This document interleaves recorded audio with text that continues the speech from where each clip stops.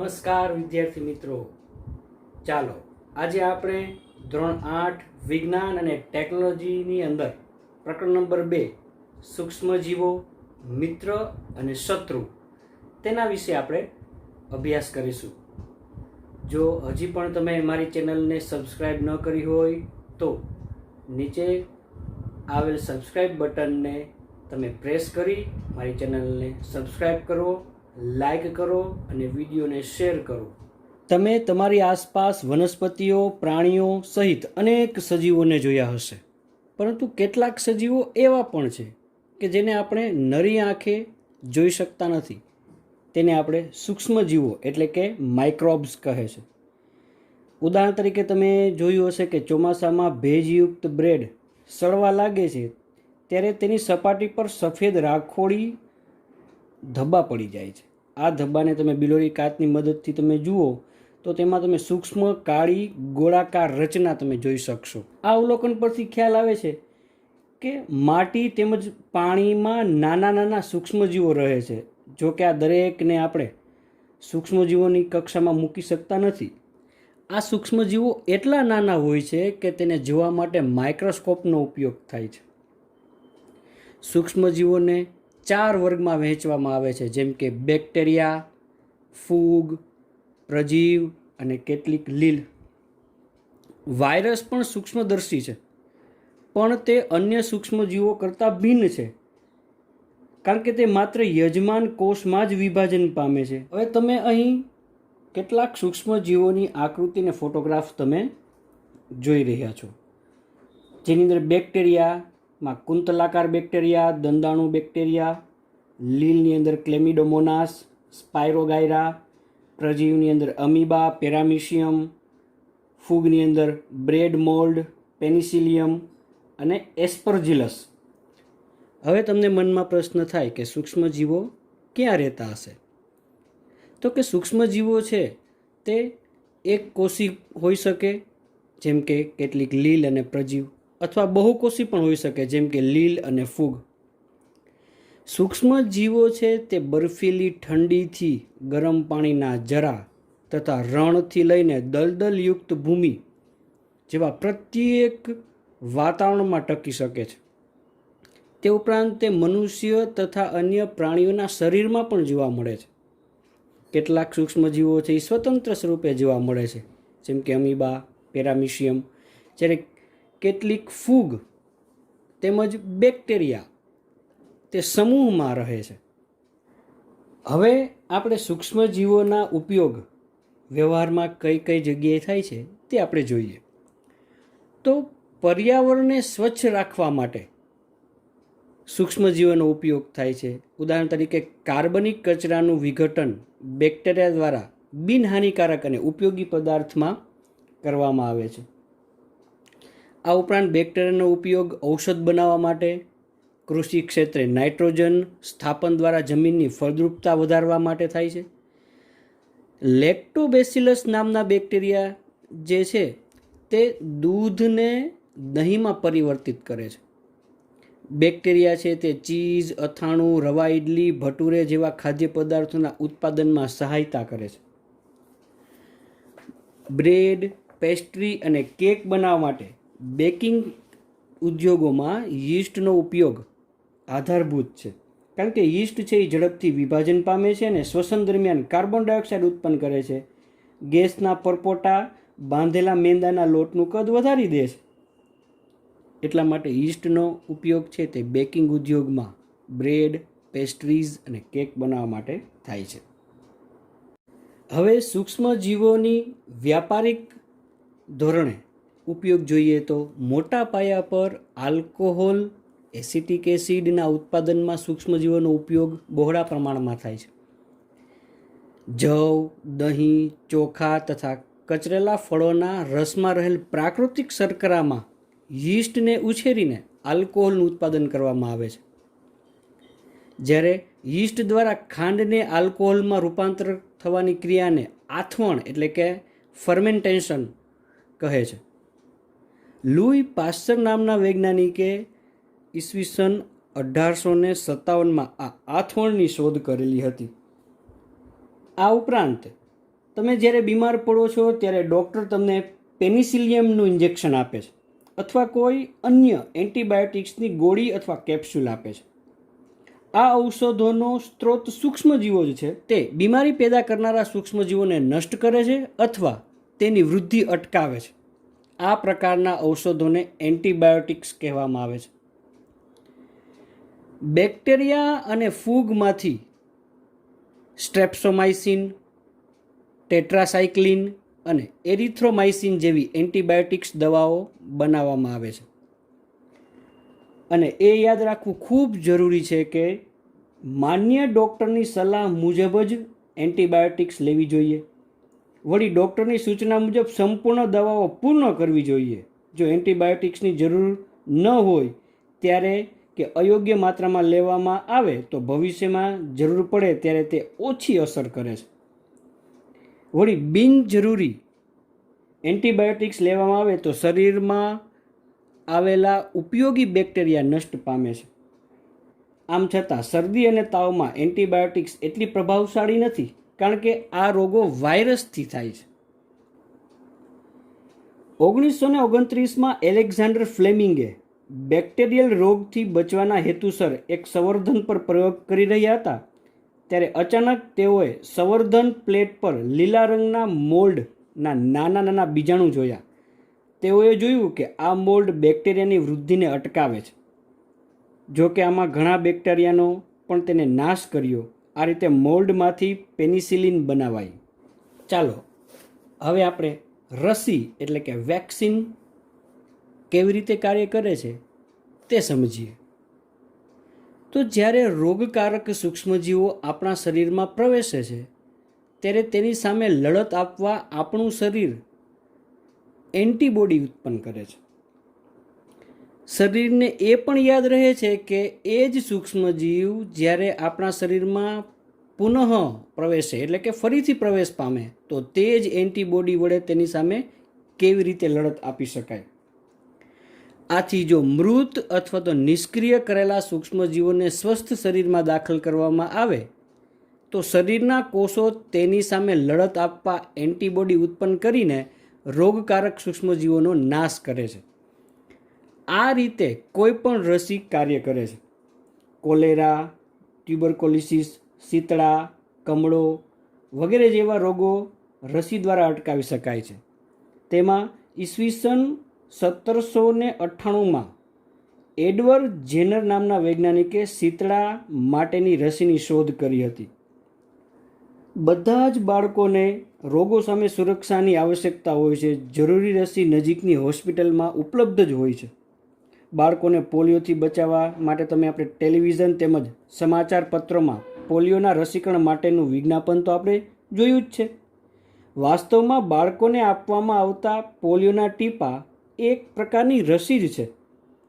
શીતળા વિરુદ્ધ વિશ્વવ્યાપી અભિયાન ચલાવવામાં આવ્યું. પરિણામ સ્વરૂપ વિશ્વના મોટા ભાગોમાંથી શીતળાને આજે દૂર કરી શકાયો છે. આજકાલ સૂક્ષ્મજીવોમાંથી રસીનું ઉત્પાદન મોટા પાયે કરવામાં આવે છે, જેનાથી મનુષ્ય તેમજ પ્રાણીઓને અનેક રોગોથી બચાવી શકાય છે. આ ઉપરાંત સૂક્ષ્મજીવો છે તે ભૂમિની ફળદ્રુપતામાં પણ વધારો કરે છે. કેવી રીતે? તો કે કેટલાક બેક્ટેરિયા તથા નીલ હરિત લીલ જે વાતાવરણમાં રહેલ નાઇટ્રોજનનું સ્થાપન કરી શકે છે. આ પ્રકારે ભૂમિમાં નાઇટ્રોજનનું પ્રમાણ વધે છે અને ફળદ્રુપતામાં વધારો થાય છે. આ સૂક્ષ્મજીવોને નાઇટ્રોજન સ્થાપક સૂક્ષ્મજીવો કહે છે. તમે નીચે આકૃતિઓ તમે જોઈ શકો છો, તમે નીચે ચિત્રો તમે જોઈ શકો છો. નીલહરિત લીલ અને કેટલાક બેક્ટેરિયા છે. સૂક્ષ્મજીવો આપણે ઘણી બધી રીતે ઉપયોગી છે તે તો આપણે જોયું. હવે સૂક્ષ્મજીવો આપણે કઈ રીતે હાનિકારક થઈ શકે છે એટલે કે હાનિકારક સૂક્ષ્મજીવો વિશે આપણે ચર્ચા કરીએ. કેટલાક સૂક્ષ્મજીવો મનુષ્ય, પ્રાણીઓ તેમજ વનસ્પતિઓમાં રોગો ઉત્પન્ન કરે છે. આવા સૂક્ષ્મજીવોને રોગકારક સૂક્ષ્મજીવો કહે છે. આ રોગકારક સૂક્ષ્મજીવો હવા, પાણી કે ખોરાક દ્વારા શરીરમાં પ્રવેશે છે અથવા તો સંક્રમિત વ્યક્તિ એટલે કે જે વ્યક્તિને સૂક્ષ્મજીવો દ્વારા રોગ થયો હોય તે વ્યક્તિ એટલે કે સંક્રમિત વ્યક્તિ કે પ્રાણીના સીધા સંપર્કમાં આવવાથી આવા રોગોનો ફેલાવો ખૂબ ઝડપથી થાય છે. આવા રોગોને ચેપી રોગો કહેવાય છે. ઉદાહરણ તરીકે કોલેરા, શરદી, ક્ષય અને કોરોના.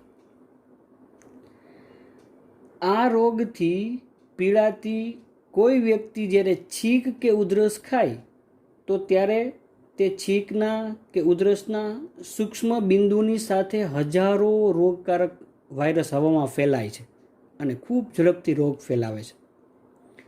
આ ઉપરાંત કેટલાક કીટકો તથા પ્રાણીઓ પણ સૂક્ષ્મજીવોનો ફેલાવો કરે છે. ઉદાહરણ તરીકે કોલેરા, શરદી, શીતળા અને ટીબી. માખી એ કચરા અને પ્રાણીના મળ પર બેસે છે. રોગકારક સૂક્ષ્મજીવો તેના શરીર પર ચોંટી જાય છે. જ્યારે માખી છે એ ઢાંક્યા વગરના ખોરાક પર બેસે છે ત્યારે આવા સૂક્ષ્મજીવોનું સ્થળાંતર સંભવ બને છે. જે પણ વ્યક્તિ આવા પ્રદૂષિત ખોરાકને ખાય છે તેની બીમાર પડવાની સંભાવના વધી જાય છે. એટલે આપણે હંમેશા ઢાંકેલો અને તાજો ખોરાક જ ખાવો જોઈએ. માદા એનોફિલિસ મચ્છર કે જે મેલેરિયા પરોપજીવીનું વાહક છે, માદા એડિસ મચ્છર કે જે ડેન્ગ્યુ વાયરસનું વાહક છે. તો આ બધા મચ્છરો છે તે પાણીની અંદર પ્રજનન કરે છે. એટલે આપણે ક્યાંય પણ પાણીને જમા થયેલું રાખવું જોઈએ નહીં. કુલર, ટાયરો તેમજ ફૂલદાની વગેરેમાં ક્યાંય પણ પાણીને એકત્રિત થવા દેવું જોઈએ નહીં. આપણી આસપાસના સ્થાનોને સ્વચ્છ તેમજ શુષ્ક રાખીને આપણે મચ્છરોને પેદા થતાં આપણે અટકાવવા જોઈએ. અહીં આપેલ કોષ્ટકમાં મનુષ્યમાં સૂક્ષ્મજીવો દ્વારા થતા કેટલાક સામાન્ય રોગોની માહિતી આપેલ છે, જેમાં માનવ રોગ, રોગકારક સૂક્ષ્મજીવ, તેના ફેલાવાની રીત અને બચવાના સામાન્ય ઉપાયો વિશે ચર્ચા કરવામાં આવી છે. તમે ખાસ અવલોકન કરો કે કયો રોગ છે તે કયા પ્રકારના સૂક્ષ્મજીવથી ફેલાય છે. વાયરસથી કયા પ્રકારના રોગો થાય, બેક્ટેરિયાથી કયા પ્રકારના રોગો થાય છે, પ્રજીવથી કયા પ્રકારના રોગો થાય, તેના ફેલાવાની રીત કઈ કઈ છે અને આ રોગોથી બચવાના કયા કયા ઉપાયો તમે કરી શકો. અનેક સૂક્ષ્મજીવો માત્ર મનુષ્ય તેમજ વનસ્પતિમાં જ રોગના કારક નથી, પરંતુ તે બીજા પ્રાણીઓમાં પણ રોગ ઉત્પન્ન કરે છે. ઉદાહરણ તરીકે એન્થ્રેક્સ છે એ મનુષ્ય તેમજ ઢોરમાં થતો ગંભીર રોગ છે જે બેક્ટેરિયા દ્વારા થાય છે. ઢોરમાં ફૂટ અને માઉથ ડિઝીઝ વાયરસ દ્વારા થાય છે. તો ઈસવીસન 1876માં રોબર્ટ કોશે નામના વૈજ્ઞાનિકે બેસિલસ એન્થ્રેસિસ નામના બેક્ટેરિયાની શોધ કરી જે એન્થ્રેક્સ રોગનો વાહક છે. જેવી રીતે મનુષ્યમાં સૂક્ષ્મજીવોથી રોગ થાય છે તેવી જ રીતે વનસ્પતિમાં પણ સૂક્ષ્મજીવોને કારણે ઘણા બધા રોગો થાય છે. તમે કોષ્ટકમાં જોઈ શકો છો કે વનસ્પતિજન્ય રોગો એ કયા સૂક્ષ્મજીવથી ફેલાય છે, તેને ફેલાવાની રીત અને તેની આકૃતિ આપેલી છે. હવે આપણે ખ્યાલ આવી ગયો કે સૂક્ષ્મજીવો છે તે મનુષ્યને, પ્રાણીને તેમજ વનસ્પતિને નુકસાન પહોંચાડી શકે છે. આ જ રીતે સૂક્ષ્મજીવો છે તે ખોરાકને પણ દૂષિત કરી શકે છે અને જો આવો દૂષિત ખોરાક ખાવામાં આવે તો આપને વિવિધ પ્રકારના રોગો થાય છે. તો ખોરાકની જાળવણી પણ એટલી જ અગત્યની છે. તો ચાલો હવે આપણે સમજીએ કે ખોરાકની જાળવણી કઈ કઈ રીતે થાય છે. તો તમે જોઈ શકો છો આકૃતિમાં કે ખોરાકની જાળવણી છે તે અલગ અલગ 6 રીતે થાય છે. પહેલી પદ્ધતિ છે રાસાયણિક પદ્ધતિ. તો સૂક્ષ્મજીવોની વૃદ્ધિ અટકાવવા માટે સામાન્ય રીતે મીઠું તથા ખાદ્ય તેલ વપરાય છે. માટે તેને જાળવણીકારક પદાર્થો એટલે કે પ્રિઝર્વેટિવ કહે છે. અથાણું બનાવવા માટે મીઠું તથા એસિડ પ્રિઝર્વેટિવનો ઉપયોગ થાય છે. સૂક્ષ્મજીવોનું આક્રમણ તેનાથી અટકાવી શકાય છે. સોડિયમ બેન્ઝોએટ તથા સોડિયમ મેટાબાયસલ્ફાઇટ તે જાણીતા પ્રિઝર્વેટિવ છે. તેઓ ફળોના જામ તથા રસને પણ બગડતા અટકાવે છે. ત્યારબાદ મીઠા દ્વારા જાળવણી. લાંબા સમયથી મીઠાનો ઉપયોગ માંસ તેમજ માછલીની જાળવણી માટે કરવામાં આવે છે. બેક્ટેરિયાની વૃદ્ધિ અટકાવવા માટે માંસ તથા માછલીઓને સૂકા મીઠાથી ઢાંકી દેવામાં આવે છે. મીઠાનો ઉપયોગ કેરી, આમળા તેમજ આંબલીની જાળવણી માટે પણ કરવામાં આવે છે. શર્કરાની મદદથી જાળવણીની પદ્ધતિમાં જામ, જેલી તથા ફળોના રસની જાળવણી શર્કરા વડે કરવામાં આવે છે. શર્કરા ભેજનું પ્રમાણ ઘટાડે છે, જે ખોરાકને દૂષિત કરતા બેક્ટેરિયાની વૃદ્ધિને પણ નિયંત્રિત કરે છે. ત્યારબાદ તેલ તેમજ વિનેગાર દ્વારા જાળવણી. તો તેનો ઉપયોગ અથાણાને બગડતા અટકાવવા માટે કરવામાં આવે છે, કારણ કે બેક્ટેરિયા તેની હાજરીમાં મૃત્યુ પામે છે. શાકભાજી, ફળ, માછલી તથા માંસની જાળવણી પણ આ પદ્ધતિથી કરવામાં આવે છે. ત્યારબાદ ગરમી તેમજ ઠંડીથી સારવાર. હવે આપણે ખ્યાલ છે કે ઘરે આપણે મમ્મી કે બા છે તે દૂધને ગરમ કરે છે. દૂધને ગરમ કરવાથી તેમાંથી સૂક્ષ્મજીવો નષ્ટ થઈ જાય છે. આ પ્રકારે આપણે ખોરાકને રેફ્રિજરેટરમાં મૂકીએ છીએ, કેમ કે તે નીચું તાપમાન સજીવોની વૃદ્ધિને અટકાવે છે. તો દૂધને ગરમ કરવાથી સૂક્ષ્મજીવો મૃત્યુ પામે છે, અને અન્ય ખોરાક છે તેને આપણે ફ્રીજમાં મૂકીએ તો તે સૂક્ષ્મજીવોની વૃદ્ધિને અટકાવે છે. એટલે કે ઊંચું તાપમાન અને નીચું તાપમાન તે સૂક્ષ્મજીવોની વૃદ્ધિને અટકાવે છે અથવા તો તેને નષ્ટ કરે છે. હવે પેસ્ચ્યુરાઇઝ્ડ દૂધ એટલે શું? તો કે પેસ્ચ્યુરાઇઝ્ડ દૂધને ઉકાળ્યા વગર વાપરવામાં આવે છે, કારણ કે તે સૂક્ષ્મજીવો રહિત હોય છે. તેના માટે દૂધને 70° તાપમાને 15થી 30 સેકન્ડ માટે ગરમ કરવામાં આવે છે, અને પછી તરત જ ઠંડુ કરી તેનો સંગ્રહ કરી દેવામાં આવે છે. આવું કરવાથી સૂક્ષ્મજીવોની વૃદ્ધિ અટકી જાય છે. આ પ્રક્રિયાની શોધ લૂઈ પાસ્ચર નામના વૈજ્ઞાનિકે કરી હતી, તેથી આ પ્રક્રિયાનું નામ છે પેસ્ચ્યુરાઇઝેશન. ત્યારબાદ સંગ્રહ અને પેકિંગ. તો કે સૂકો મેવો તથા શાકભાજીને પણ હવાચુસ્ત બંધ પેકેટમાં વેચવામાં આવે છે, જેનાથી સૂક્ષ્મજીવોથી સુરક્ષા પ્રાપ્ત થાય છે.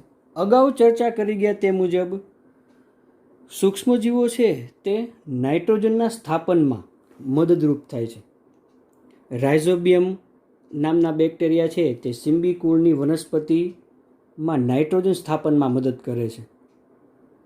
આ રાઇઝોબિયમ નામના બેક્ટેરિયા છે તે સિમ્બી કુળની વનસ્પતિની મૂળ ગંડિકામાં વસવાટ કરે છે. ચાલો હવે આપણે નાઇટ્રોજન ચક્ર વિશે આપણે અભ્યાસ કરીએ. આપણા વાતાવરણમાં 78% નાઇટ્રોજન વાયુ છે. નાઇટ્રોજન બધા સજીવો માટે આવશ્યક ઘટક છે, જેમ કે પ્રોટીન, ક્લોરોફિલ, ન્યુક્લિક એસિડ તેમજ વિટામિન્સમાં તે હાજર હોય છે. વનસ્પતિઓ તથા પ્રાણીઓ વાતાવરણીય નાઇટ્રોજનનો સીધો ઉપયોગ કરી શકતા નથી. ભૂમિમાં રહેલ બેક્ટેરિયા તેમજ નીલહરિત લીલ વાતાવરણમાં રહેલા નાઇટ્રોજનનું સ્થાપન જમીનમાં કરે છે અને યોગ્ય નાઇટ્રોજન ક્ષારોમાં રૂપાંતરણ કરે છે. જ્યારે નાઇટ્રોજન આવા ક્ષારોમાં રૂપાંતરિત થઈ જાય ત્યારે વનસ્પતિ તેનો ઉપયોગ ભૂમિમાંથી મૂળતંત્ર દ્વારા કરે છે. ત્યારબાદ શોષાયેલ નાઇટ્રોજનનો ઉપયોગ પ્રોટીન તેમજ અન્ય સંયોજનના સંશ્લેષણ માટે થાય છે. વનસ્પતિઓ પર આધાર રાખતા પ્રાણીઓ તેમાંથી પ્રોટીન તેમજ અન્ય નાઇટ્રોજન સંયોજનો પ્રાપ્ત કરે છે. વનસ્પતિઓ તેમજ પ્રાણીઓના મૃત્યુ બાદ ભૂમિમાં હાજર બેક્ટેરિયા તેમજ ફૂગ નાઇટ્રોજન ઉત્સર્ગ દ્રવ્યોને નાઇટ્રોજનના સંયોજનોમાં પરિવર્તિત કરે છે, જે વનસ્પતિ દ્વારા પુનઃ ઉપયોગમાં લેવાય છે. કેટલાક વિશિષ્ટ બેક્ટેરિયા નાઇટ્રોજનયુક્ત સંયોજનને નાઇટ્રોજન વાયુમાં રૂપાંતરિત કરી દે છે, જે વાતાવરણમાં પાછો ચાલ્યો જાય છે. પરિણામે વાતાવરણમાં નાઇટ્રોજનની માત્રા લગભગ જળવાઈ રહે છે.